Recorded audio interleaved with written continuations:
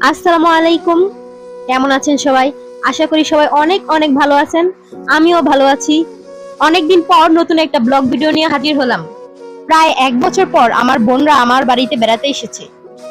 যেহেতু তারা গ্রামে থাকে, শহরের এই বন্দি জীবন তাদের মোটেও ভালো লাগছিল না। তাই তারা বায়না ধরলো বেড়াতে যাবে। বোনদের আবদার আমি কি ফেলতে পারি? তাই চলে আসলাম তাদের নিয়ে ঘুরতে। আজকে আমরা ঘুরতে যাব টঙ্গী নদী বন্দর। তাই প্রথমে আমরা একটা রিক্সা নিয়ে নিলাম। টঙ্গী নদী বন্দর যেহেতু আমাদের বাড়ি থেকে বেশি একটা দূরে না, তাই রিস্কাই বেস্ট। আর আমার সব জার্নি থেকে রিস্কা জার্নিটা খুব ভালো লাগে। আর আমার মনে হয় বেশিরভাগ মানুষেরই রিস্কায় জার্নিটা খুব পছন্দের। তো চারপাশের পরিবেশ দেখতে দেখতে আমরা আমাদের গন্তব্যে পৌঁছে গেলাম। তো রিস্কা থেকে নেমে আমরা চলছি আসল গন্তব্যে। তো ভিডিওটি স্কিপ না করে দেখতে থাকুন আমরা কি কি করি। তো এখানে পৌঁছেই সবাই সবার মতো ছবি ভিডিও তুলছে, চারপাশের পরিবেশ উপভোগ করছে।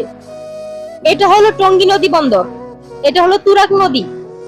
তুরাগ নদী সম্পর্কে সবারই কম বেশ জানা আছে।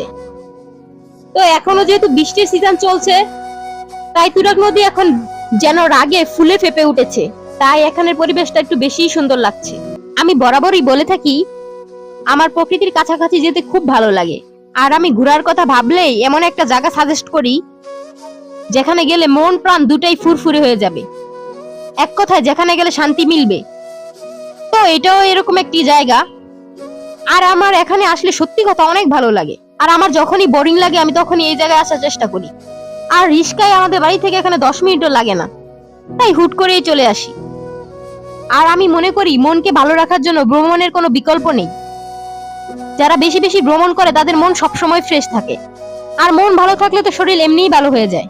তাই চেষ্টা করবেন সময় পেলেই ঘুরতে যাওয়ার। কে কি বললো, কে কি ভাবলো, এত কিছু দেখার সময় নেই। নিজেকে ভালো রাখার দায়িত্ব আপনার নিজেরই। আপনাকে ভালো রাখার দায়িত্ব অন্য কেউ নিবে না। এই দুনিয়াটা বড় স্বার্থপর। সবাই নিজের আখেল গুছাতে ব্যস্ত। নিজের যত্ন নিন। নিজের ভালো লাগা মন্দ লাগাকে প্রায়োরিটি দেন। সুস্থ থাকুন, আনন্দে বাঁচুন। তো ঘুরতে ঘুরতে সন্ধ্যা হয়ে গেছে। এদিকে আমাদের অনেক ক্ষুধাও পেয়ে গেছে। তাই আমরা একটা ফুচকার দোকানে চলে গেলাম।